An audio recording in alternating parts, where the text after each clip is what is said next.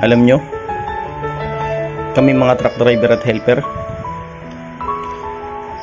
simple lang pangarap namin sa buhay, yung makauwi kami ng ligtas sa pamilya bawat araw. Driver, tanggapin na natin na hindi tayo perpektong tao. Darating din yung oras, magkakamali tayo. Pero sa totoo lang, binubuhos natin lahat para sa trabaho, tunong, lakas at talento.